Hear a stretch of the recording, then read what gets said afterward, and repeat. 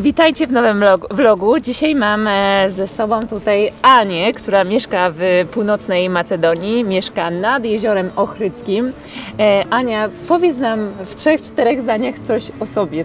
Nazywam się Anna Wojtas, mieszkam w Macedonii z bardzo prostego powodu, ze względu na męża. Także mąż Macedończyk, tutejszy. Zanim przywędrowałam tutaj... Ile lat temu? No to będzie już... Dobra, powiedzmy 13 lat oficjalnie. 13 lat. Tak długo, jak jesteśmy w małżeństwie. Okay. No i powiedz mi, jakie były Twoje początki tutaj? Oj, początki były ciężkie. Początki były ciężkie, no bo tak naprawdę człowiek sam, ja mówię, nie ma do kogo się odezwać tak naprawdę i dopóki na przykład nie z jakiegoś swojego kręgu znajomych nie stworzyłam, no to było ciężko, no bo jednak to się wiązało z tym, bo to te 13 lat temu były inne czasy, tak? Nie było wtedy takiego dostępu do netu, tego to w ogóle teraz się nie odczuwa. Teraz tak naprawdę jestem w Macedonii, a na bieżąco codziennie słyszę się z Polską, ze znajomymi, którzy są w innych krajach, a wtedy no to raczej było ciężko, ale mówię, tak kilka lat, tak 2-3, już człowiek tak powolutku zaczął po prostu te korzenie zapuszczać, że teraz to bym już tego nie zmieniła. Ale czy 13 lat temu, jak tu przybyłaś, to już znałaś język macedoński? Nie. Wtedy z mężem się komunikowałam po serbo-chorwacku. Aha, czyli on, ale powiedz mi, jak on mówi po macedońsku, to rozumie serbsko-chorwackie? Tak, dlatego że w Jugosławii serbo-chorwacki był obowiązkowym językiem. Okej. I każdy, na przykład w Macedonii, wiadomo, były zajęcia po macedońsku. Tak. I jak my mamy na przykład naukę języka obcego, to oni obowiązkowo mieli serbo-chorwacki. W urzędach posługiwano się serbo-chorwackim, w wojsku, tak? Także mniej więcej generacje, jakby powiedzieć, do tego 80, powiedzmy, no nie wiem, 5 roku, tak, no wtedy jeszcze byli w szkole, jak się Jugosławia rozpadała, no to mniej więcej od tego 85 w górę, jak to się mówi, no to wszyscy ten serbo-chorwacki znają, bardziej lub mniej. Teraz młodsze pokolenie raczej nie, ale starsi na pewno. A tak ile czasu Ci zajęło, żeby tak mówić płynnie po macedońsku? Znaczy powiem tak, nadal się uczę. Jest tak wiele dialektów, że się nie da języka macedońskiego opanować perfekt. Chociaż bardzo mi miło, jak gdzieś idę, coś próbuję załatwić i no wiadomo, chociażby jak się przedstawiam, to od razu tutaj widać, że nie jestem stąd, bo jestem Anna przez 2 ny, więc to już czasami... A tutaj jak jest Anna? Anna. Więc ja zawsze muszę tłumaczyć, że 2 ny posługuje się drugim imieniem, czego nie ma w Macedonii w ogóle. Oni tu nie mają drugiego imienia, więc muszę mówić, to jest drugie imię, nie jest to nazwisko, tak? To bardzo mi miło, jak ktoś mówi, o jak dobrze mówisz po macedońsku, nie? Wiadomo, że troszeczkę to wtedy duma jest z siebie, ale jestem świadoma, że no niestety nadal trzeba się uczyć. A powiedz mi, nie wiem, czy to nie jest za bardzo prywatne pytanie, ale jak się poznałaś ze swoim mężem? Gdzie? A, to bardzo prosto, na praktykach studenckich. A pracowaliśmy razem w Grecji. W Grecji. Akurat było tak, że jak studiowałam rosyjski w biznesie i turystyce. Właśnie powiedz, słuchajcie, to jest hit sezonu. Skąd jest Ania? Skąd może być Ania? Ja tego nie wiedziałam przed poznaniem jej. Spod Bielska Białej. A dokładnie? Kęty. To znaczy, rodzinę mam tak, Międzybrodzie, Porąbka, Bujaków, Kozy i żeby nie było, Żywiec też. Także jak widzicie, świat jest naprawdę mały.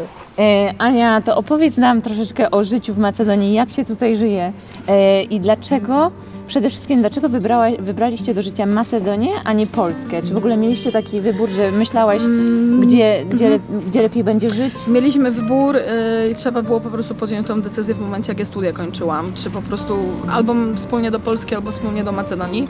A ja, że już Bałkany mniej więcej znałam. Znałam wtedy chorwacki, więc spokojnie się tutaj mogłam jak ktoś mówi, osiąść i dalej uczyć, no to stwierdziliśmy Macedonia. Był taki moment, jak przyszła epidemia koronawirusa, że się zastanawialiśmy, czy do Polski się nie przeprowadzić. No ale niestety w Polsce na przeszkodzie stoją koszty życia. Nie? No chociażby to, że pracując w Polsce, to pensja jednej osoby idzie na wynajęcie mieszkania, na opłaty, a drugi tak naprawdę albo siedzi z dziećmi, co się nie da, tak? Albo po prostu pracuje tak naprawdę na żłobek, nie? No to pogadajmy teraz o tych cenach, bo czy Macedonia jest o wiele tańsza niż Polska? Jak to wygląda kosztowo? Znaczy tak, nie wiem jak teraz dokładnie to w Polsce wygląda, Tutaj te koszty życia poszły bardzo do góry, no bo inflacja niestety też 18% była. To tak jak w Polsce. No mniej więcej na tym samym poziomie. Tylko teraz tak, jak Ale paliwo jest tańsze. Jak tańsze w Polsce? Tutaj macie tańsze paliwo i... Nie wiem, bo kiedyś było w Polsce tańsze, na jesień przynajmniej. No teraz już nie. W Polsce jest już prawie 6,80 złotego, No. a tutaj macie około 5 zł. Nie wiem. Mąż tankuje. I tak trzeba żyć. Nie orientuję się, czy z moją kartą czasami, nie? Ale w ogóle nie zwracam uwagi na cenę paliwa, no bo jak trzeba zatankować, to człowiek tankuje. No my sprawdzamy, bo podróżujemy, więc dla nas to jest ważne. No ale powiem tak, że jak się patrzy na wynagrodzenie, teraz jest tak, że minimalne jest bodajże będzie 350, bo ma iść do góry. 350 czego? Euro miesięcznie. Tu jest minimalny w Macedonii. Tak, tak, średnie jest około 500 euro miesięcznie. A, no to dużo niżej niż w Polsce. Tylko teraz tak, jeżeli ktoś zarabia nawet te 500 euro miesięcznie, to jest za mało. Oficjalne dane, oficjalne mówią, że jeżeli rodzina chciałaby się utrzymać, rodzice plus 2 dzieci, to w tym momencie trzeba mieć na te podstawowe potrzeby, czyli na opłaty i no wiadomo, żywność, życie i tak dalej, około, no niecałe 1000 euro miesięcznie. 1000 Czyli euro. na przykład 2 musiałaby pracować, tak, żeby się utrzymać. I teraz tak, najwięcej wydaje się na żywność. I teraz niektóre rzeczy są tańsze niż w Polsce, niektóre są droższe. No. Na co jest na przykład tańszego tutaj? Wszystko to, co jest sezonowe i to, co jest nasze. Okay. Czyli na przykład warzywa, owoce, to wszystko jak przychodzi sezon, to jest tańsze. Wszystko, co trzeba sprowadzić, jest droższe. I niestety jak nawet rozmawiam z mężem, no to niestety największy problem w Macedonii jest to, że nie ma dofinansowania, nie ma wspierania swojej rodzimej produkcji. Bo na przykład w Polsce to ja widzę, że teraz jest duży nacisk, żeby promować, kupować to, co jest polskie. Tak. A w Macedonii tego nie ma. Okay. Dlatego, że politycy zarabiają na tym, żeby pośredniczyć, oczywiście nieoficjalnie, ale żeby pośredniczyć na tym, że się przywozi wszystko z zewnątrz. Bo to jest widoczne, że po prostu zamiast pomóc miejscowym, żeby, czasami mówię, niech będzie troszkę droższe, ale żeby było dobre. Tak, żeby było i lokalne, nie? Tak, i lokalne. To biorą i po prostu sprowadzają z zagranicy wszystko, co się da. 2 lata temu był taki problem, nie wiem, z mąką w pewnym momencie, bo to zaraz po koronie te wszystkie problemy. Z olejem słonecznikowym. I na przykład pamiętam, bo o oleju słonecznikowym mówiono, w Macedonii, jak jest, centralna Macedonia jest największa dolina w kraju. Tak. Jest Pelagonia. To kiedyś, jeżeli dobrze pamiętam, było 60 000 hektarów uprawy słoneczników, teraz jest 6 000. O kurczę, no to duża różnica. No a powiedz mi, czy jak na przykład taka, nie wiem, ktoś by chciał się przeprowadzić do Macedonii i faktycznie tak jak ty mówisz, że jest rodzice i 2 dzieci, to żeby fajnie żyć tutaj w Ochrydzie, na takim... Ochryd jest specyficzny. Ochryd jest specyficzny. Bo jest turystyczny. Tak, i to inne koszty. Tak. No ale okej, no to tak w różnej części, no ale tutaj w Ochrydzie jest najlepiej. No a w Skopie? W Skopie jest inaczej, bo też jest stolica. Stolica. Ale ceny są podobne jak do Ochrydu? No tak, stolica i Ochryd idą na tym samym wózku. No to dobra, czy jakby, bo jak jednak Polacy tu przyjadą, to jednak wybierają Ochryd albo Skopje pewnie. To w takim razie to 1000 euro na miesiąc im wystarczy, żeby tak komfortowo żyć, czy nie? Jeżeli chcieliby chodzić od knajpy do knajpy, mało będzie. Mało. W tym momencie na przykład tawerna, ale naprawdę taka tawerna, nie, że jakaś restauracja, naprawdę 2-3 gwiazdeczki, tylko tawerna. W tym momencie, jak nie wiem, selsko meso, czyli mięso robione na sposób wiejski, porcja 200 gram mięso, a tam jest 200 gram mięso, pieczarek trochę, papryka suszona i przyprawy i porcja kosztuje 470 denarów. To bardzo drogo, to około $10. Jak na Macedonii to drogo. 470 denarów, taniej się kupi kilo mięsa mięsnym. No właśnie. No, to jest naprawdę drogo. Ceny podskoczyły bardzo wysoko do góry, ale to też jest kwestia tego, co Ci mówiłam. Brakuje rąk do pracy, więc automatycznie muszą iść wynagrodzenia do góry. Tak. Jak idą wynagrodzenia, to idzie wszystko. Tak. Ania, kolejne pytanie. Czy tęsknisz za Polską? A jak tak, to za czym najwięcej? Szczerze powiedziawszy, chyba tylko za rodziną tęsknię. A tak... Jakby jeszcze rodzina przyjeżdżała tutaj częściej, to byłaby po prostu pełnia szczęścia. A że się tak nie da, no to za rodziną się tęskni, a tak to dajemy radę. Mało tego, jest sieć sklepów w Macedonii, która głównego kontrahenta ma Polskę. I po prostu idziesz tutaj do sklepu i kupujesz mnóstwo rzeczy z Polski. Tak? Naprawdę. A na przykład jakiej marki? Nie wiem, czy masz powiedzieć. Ja widziałam mieszankę krakowską Wawel na stacjach paliw, ale w Serbii, sorry. Słuchaj, tutaj idę do sklepu i mam z Polski, od razu Ci mówię tak, sery żółte, jogurty, wódkę Sobieski, która jest tańsza tutaj niż w Polsce, tak. Później mam, słuchaj, ciastka i są takie akcje, że na przykład tylko tydzień, no to sobie ostatnio kupiłam pasztet z Polski, barszcz czerwony z Polski. To mi najwięcej brakuje. Co jeszcze takiego? Kosmetyki w ogóle z Polski. Bielenda. Tak, no bo kosmetyki, naprawdę w Polsce mamy fajne kosmetyki. No, także jest Bielenda, jest Ziaja, tylko Ziaja akurat ma swoje sklepy i te ceny są 2 razy droższe niż w Polsce, a Bielenda ma fajne ceny, te rzeczy naprawdę są czasami tańsze niż w Polsce. No ale dużo, naprawdę dużo rzeczy, jakieś przyprawy z Polski w ogóle, także za takimi rzeczami spożywczymi no to jakoś człowiek daje sobie radę. O, masę makową ostatnio kupiłam, byłam na Boże Narodzenie i kupiłam zapas taki, że mam jeszcze na Wielkanoc. Okej, to jak już mówimy o tych świętach, to opowiedz nam tutaj o religii. W ogóle nie wiem, czy Ty jesteś katoliczką, czy... Ja jestem katoliczką, mąż jest prawosławny, dzieci są prawosławne z racji tego, że żyjemy w kraju prawosławnym. Tak. I jak to wygląda w ogóle? Bo Świętujemy 2 razy. To jest, dla mnie to jest męczące, bo na przykład Boże Narodzenie, no to wiadomo, Wigilia 24, 25, 6 Boże Narodzenie, więc zdarza się, że na przykład gości zapraszamy. Później jest Sylwester i Nowy Rok i później 6 Wigilia prawosławna, 7 Boże Narodzenie i tak naprawdę człowiek miesiąc tylko siedzi w kuchni, gotuje, je, tak to wygląda. A jak braliście ślub? W takim razie, to znaczy tak, ślub braliśmy najpierw cywilny w Macedonii. W Macedonii, tak? Tak, bo jest dużo łatwiej. Czyli w tych czasach jeszcze było, dlatego mniej papierków. Mniej papierków, mniej załatwiania jakichkolwiek, no tych takich pierdół urzędniczych. Tak. Dlatego, że jak poszłam do urzędu w Polsce, to najpierw kierowniczka się zapytała, gdzie leży Macedonia. Tak, poważnie. I jaki tam jest język. Więc ja poprosiłam o dokument, że mogę zawrzeć małżeństwo za granicą. W Macedonii przetłumaczyliśmy te dokumenty i pamiętam jak dzisiaj, w środę zanieśliśmy dokumenty, a w czwartek był ślub. A, no to pięknie. No. A macie kościelny ślub też? Kościelny też mamy, ale kościelny, że nie mogliśmy się dogadać, w którym kościele, to zdecydowaliśmy się dopiero jak w ciąży byłam z pierwszym dzieckiem, żeby był kościelny. I ślub kościelny braliśmy prawosławny, bo kościół katolicki i prawosławny uznają się. Czyli po prostu tutaj kościół normalnie, jeden drugi jak uznaje, współpracuje ze sobą, żadnych problemów nie było. A czy to prawda, że te śluby trwają bardzo, bardzo długo? Pół godziny.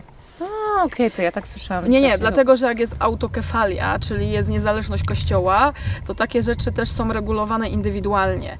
I na przykład tutaj liturgia, normalnie msza święta w niedzielę, to trwa tak pół godziny. Tylko przy największych świętach, jak na przykład, nie wiem, jest Nowy Rok, Boże Narodzenie, Wielkanoc albo Święto Patrona, to wtedy będzie na przykład liturgia, nie wiem, 3-godzinna, bo ona często jest połączona z jeszcze dodatkowymi modlitwami, to wtedy mówię, kilka godzin, te 3 godziny, często jeszcze procesja do tego może być, ale tak na, powiedzmy, na co dzień, tak, w niedzielę, pół godziny. A powiedz mi, bo jeszcze bardzo byłam tego ciekawa, bo w Macedonii jest tam 30% też muzułmanów. Czy nie ma spięć między prawosławnymi i muzułmanami tutaj? To znaczy tak, jak kogoś znamy, kto jest z innej wiary, nie ma spięć, dlatego, że nawet jak ja mam znajomych muzułmanów, no to na przykład oni też życzą nam wesołych świąt, jak oni mają swoje święta, też im życzymy wesołych świąt, więc z tym problemów nie ma, ale na przykład politycznie z tym jest problem, dlatego, że w 2000 roku była wojna domowa i ona była na tle etnicznym, ona nie była na tle wyznaniowym, ale akurat jest tak, że Macedończycy prawosławni, Albańczycy muzułmanie, więc tutaj się to podciąga jedno pod drugie, i wyznaniowo. I jest tak, że na przykład Macedończycy z Albańczykami, oni się nie mieszają. Żyją między sobą, tak. To znaczy jest tak, obok siebie żyjemy, ale tych rodzin mieszanych jest bardzo niewiele. A to jest bardzo ciekawe. No my byliśmy w Tetowie tydzień temu i tam żyje największa mniejszość albańska i tam jest no, pełno meczetów. Też w Mawrowo, w Parku Narodowym. Też to było niezwykłe, że z jednej strony był klasztor ortodoksyjny, a z drugiej strony po prostu meczety i minarety. Nie, z tym problemów nie ma. Ania, to jeszcze mi opowiedz, jacy są ci Macedończycy. Możesz powiedzieć na przykładach porównań z Polakami, bo ty na pewno... A to jeżeli chodzi o Macedończyków i o Polaków, no słowiańska dusza, tak to powiedzmy. Tak. Słowianie, jedni i drudzy, także Macedończycy i Polacy łatwo się dogadują. Jeżeli ktoś przyjeżdża na krótko, to Macedończycy okazują się bardzo przyjaznymi ludźmi. Pomogą, zagadają, no super. Jak ktoś zostaje na dłużej, to zaczynają już wychodzić przywary, tak? No ja to mówię, Macedończycy wszystko chcieliby wiedzieć. Ja mówię, jak ja przyjechałam... Są ciekawscy tacy? Bardzo. Tylko, że czasami to jest dowiedzieć się jak najwięcej i później jak to wykorzystać. Także jest coś takiego, ale to też jest kwestia tego, że Macedończycy jako naród biedny to też często traktował obcokrajowców. Ja pamiętam, jak ja się przeprowadziłam do Macedonii, to było... A z Polski tak, z Polski jesteś. Aha, a ile tam się zarabia?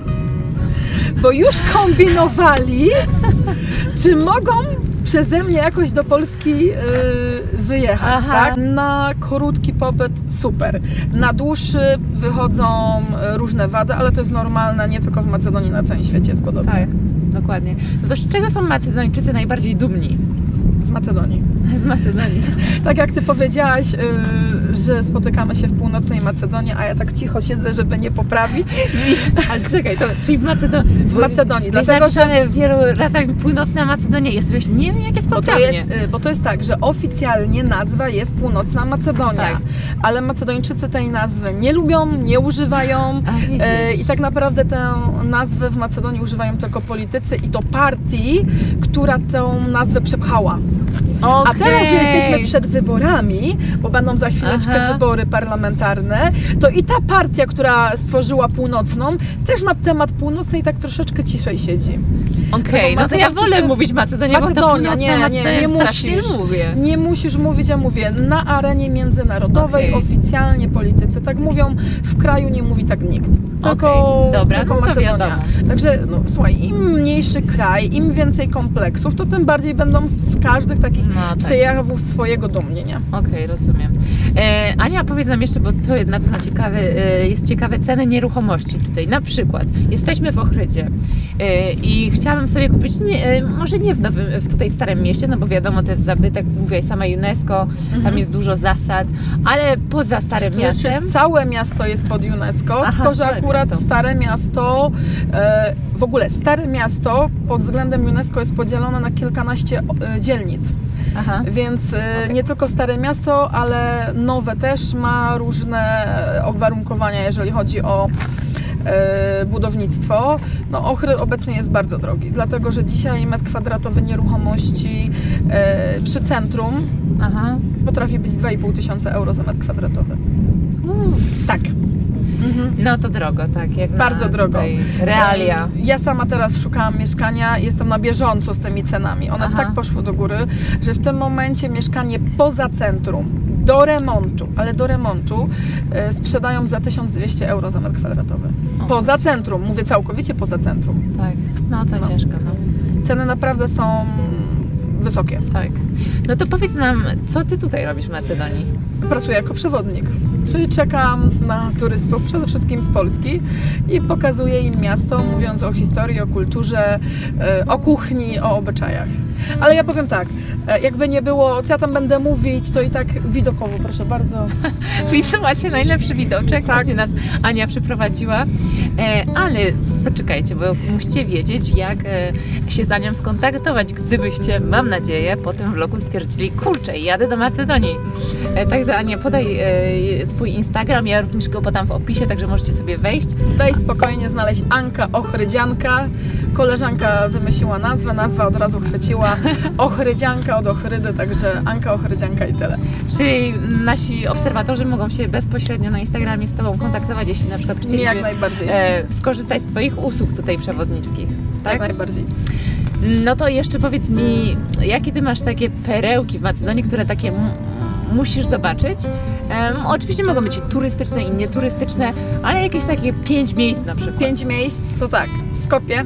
Obowiązkowo. Nawet nie byliśmy. chodzi o to jako stolica, tylko jako miasto, które jednych zachwyca, drudzy będą zawiedzeni, ale w myśli, jak to się mówi, nieważne co mówią, ważne, że mówią. To Skopje takie jest. Jak najbardziej. No wiadomo, że Ohrid, ale Ohrid to się zawsze będzie bronił. Góry.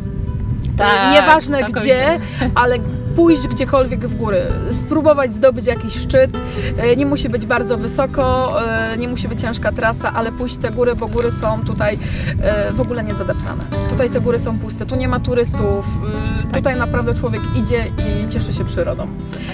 Winiarnię, którą bym się poleciła, winiarnia, naprawdę centrum kraju, winiarnie, gdzie na przykład można nawet nocleg sobie zarezerwować. Tak, są bardzo przyjemne miejsca. Na przykład w rejonie Ohrydy są winiarnie, ale to takie malutkie, więc raczej tutaj na degustację i trzeba później taksóweczką, wiadomo, spokojnie wrócić. Jeżeli ktoś lubi miejsca, które się odkrywa, to na przykład wschód Macedonii. Wschód niestety wyludnia się. Wschód Macedonii wyjeżdża na migrację zarobkową, więc zdarza się, że człowiek idzie i jest w mieście prawie sam. Kratowo,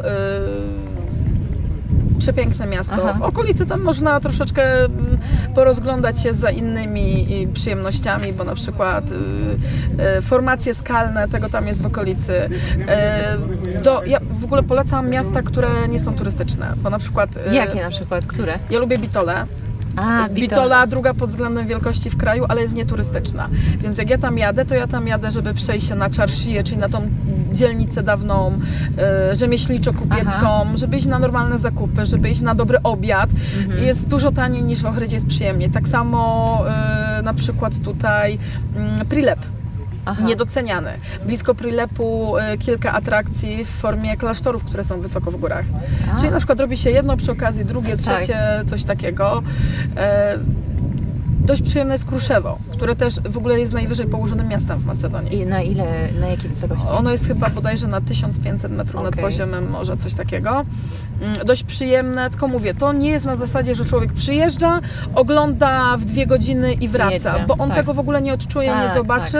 Tam trzeba pochodzić, to jest dla tych, co lubią się szwendać. Tak. Na ile byś tak rekomendowała, ile czasu spędzić w tej Macedonii? No my już jesteśmy na przykład tydzień i to jest bardzo mało, ja uważam. Tydzień to jest minimum. Tak. Jeżeli ktoś się lubi szwendać, to tydzień to jest minimum i to nie jest na zasadzie, że wybiorę sobie wszystko, tylko po prostu skupić się na kilku punktach. Czy tak byś polecała bardziej 2 tygodnie i najlepiej samochodem, prawda? Samochodem, bo człowiek nie może być tutaj uzależniony od komunikacji miejskiej. Jest słaba. Jest słaba, to znaczy była lepsza, ale przez koronawirusa, kiedy w ogóle te połączenia nie były potrzebne, to ta sieć połączeń bardzo upadła. No, także teraz najlepiej mieć swoje auto i nie bać się, naprawdę się nie bać, że pojechać gdzieś. Tutaj te odległości tak naprawdę nie są dalekie. Macedonię się przejeżdża w 2 godziny z północy na południe, no bo mamy autostradę, a jeżeli ze wschodu na zachód, to tak naprawdę w 5 godzin można przejechać. Tak, dokładnie. I tutaj może być ważna właśnie ta cena paliwa, więc dla nas to paliwo tutaj jest za to $1.30 nam coś tam wychodziło, więc jest tańsze niż w Polsce. Tylko trzeba się pilnować, bo drogi są bardzo słabe. Tak. No. To jest największa bolączka w Macedonii, stan dróg. Tak, ale nie jest tu absolutnie niebezpiecznie, bo my też nie wiedzieliśmy, czy możemy tu spać w aucie, gdzieś na parkingu, ale nie ma zagrożenia żadnego. Jest spokojnie. Tak, dokładnie. Ania, to najczęściej zadawane pytanie, jakie mi ludzie dają, jeśli chodzi o inne kraje, na przykład my w Ameryce Południowej jesteśmy. Kiedy najlepiej przyjechać do Macedonii? Jeżeli ktoś zwiedza i nie przeszkadza mu zimno, to tak naprawdę każda pora roku jest dobra. W zimie mamy dość uroczyste obchody związane na przykład z Bożym Narodzeniem, z chrztem, które wypada później w styczniu. 8 marca to jest jedna wielka impreza na całych Bałkanach. Dziękowiec. Tak, dlatego, że tutaj nie ma osobno Dnia Matki, Dnia Babci, więc 8 marca to normalnie knajpy mają imprezy tylko dla kobiet z muzyką na żywo. Super impreza. Na zwiedzanie każda pora jest dobra. Na wypoczynek gwarancja pogody lipiec, sierpień. Czerwiec może być pięknie, wrzesień może być pięknie, ale to z loterii mogą być burze. I w czerwcu pogoda może być fajna, ale woda w jeziorze jeszcze jest zimna, no bo to jest jednak najgłębsze jezioro na Bałkanach. Aha. W sierpniu 25 stopni temperatura wody. Taka może być. O.